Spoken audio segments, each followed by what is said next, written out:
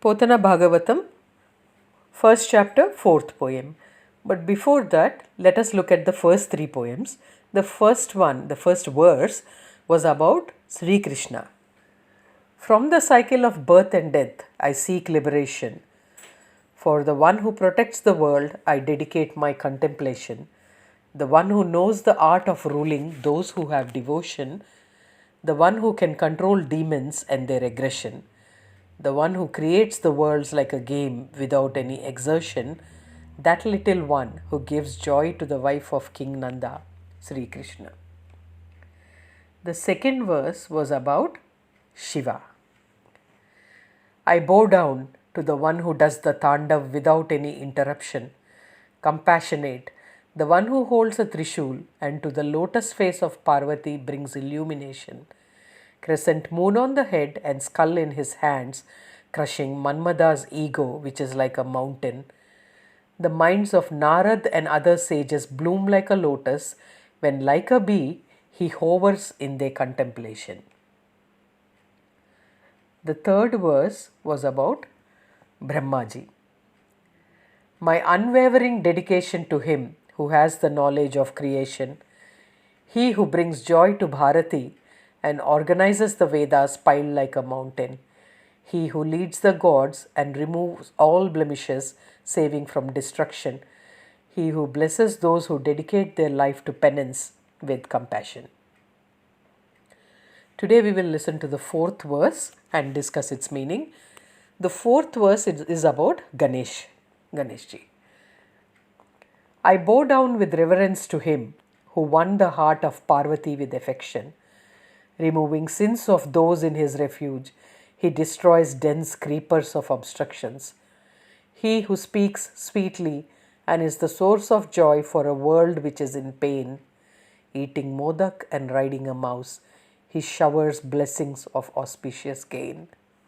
Now, in this verse, Potanaji says, I bow down with reverence to him who won the heart of Parvati with affection. So, Ganeshji is said to have won the affection of his mother Parvati. So, Potanaji is saying, I bow down to that Ganesh who has won the heart of his mother Parvati with affection. Removing sins of those in his refuge, he destroys dense creepers of obstruction. Ganeshji is known for destroying obstructions and removing the sins of those in his refuge. He who speaks sweetly and is the source of joy for a world which is in pain. Anyone has any problems, it's always advised to pray to Ganesh. So he is a source of joy for a world which is in pain. Eating modak and riding a mouse, he showers blessings of auspicious gain. So they say that Ganeshji likes to eat modak and ride on a mouse, and he showers blessings of auspicious gain, Shubha Labh. That's what he does. So now we will discuss why do we actually have to pray to Ganeshji in the beginning of anything, when we start any new job or when we start any new task, or before any puja, before any vrat, before anything. It is always advised to pray to Ganeshji first. But why is that? What is the reason? Okay. So there is a chant called Ganapati Adharva Sirsha. In that they say about Ganeshji, where he stays and where he lives and where he resides, and they say Tvam Mooladhara Stitosi Nityam. He always resides in the Mooladhara chakra. So they say that we have chakras in our body. Chakras are energy centers. Okay. So, and Ganeshji represents Mooladhara. Why does he represent Mooladhara?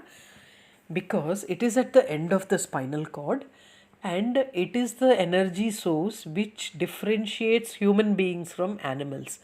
If our energy source is able to rise higher, then we go to the higher chakras where creativity and those kind of intuition, these things develop, which separates us from the animals. If our Mooladhara chakra, the Kundalini Shakti, which they say sleeps like a snake in the Mooladhara chakra, if that doesn't awaken, our Kundalini Shakti goes down adhomukha. It goes down, and we can't even think of things like creativity, intuition, those kind of things. Okay. So what actually is the function of Mooladhara Chakra? They say that that is the energy which helps us to sustain in this life. Okay, its element is the earth element, and it helps us to sustain in this life. How are we going to live here? What are we going to earn?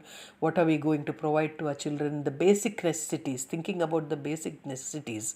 It's the earth element. So thinking about the basic necessities is the Mooladhara Chakra. And Ganesh ji, who has the face of an elephant, elephant which is considered auspicious and is a symbol of wisdom.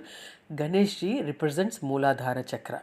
Okay, and it is advised to pray to him so that we can rise above the Mooladhara Chakra. Okay, so what happens if we rise above it? The next one is called Swadhisthana Chakra.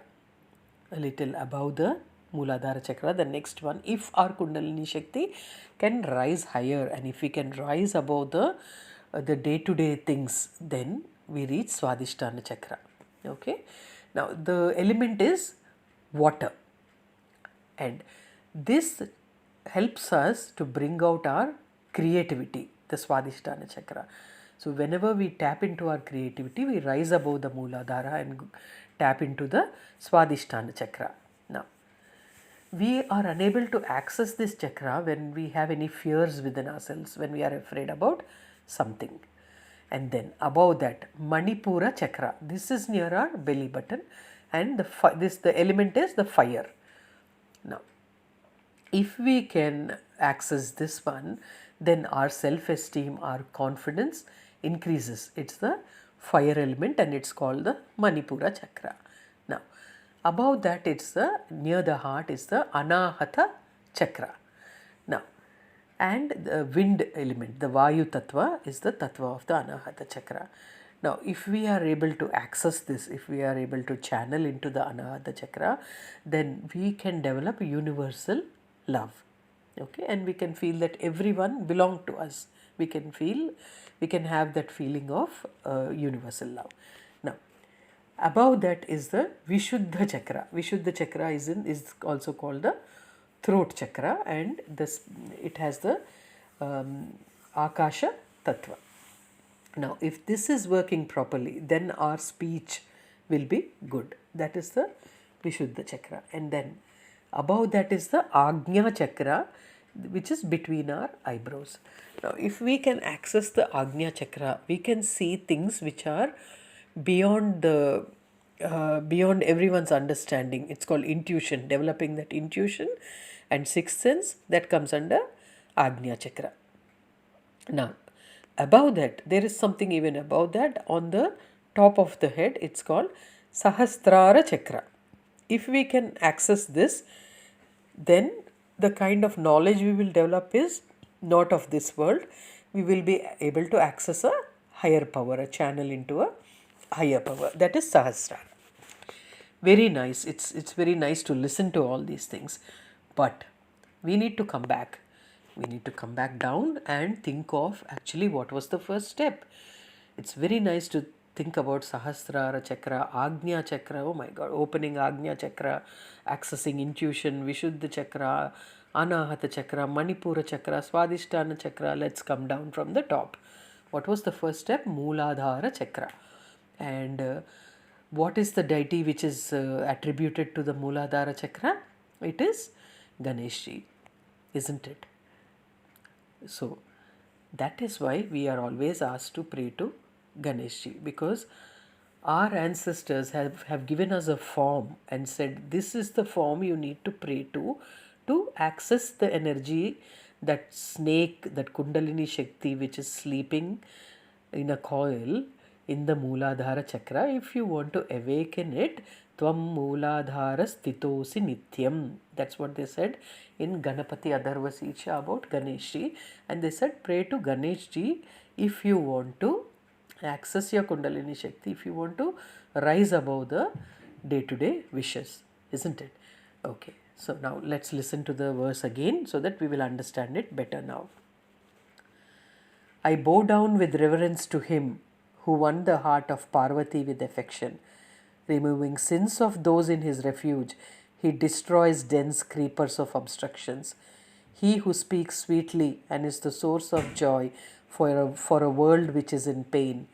Eating modak and riding a mouse, he showers blessings of auspicious gain.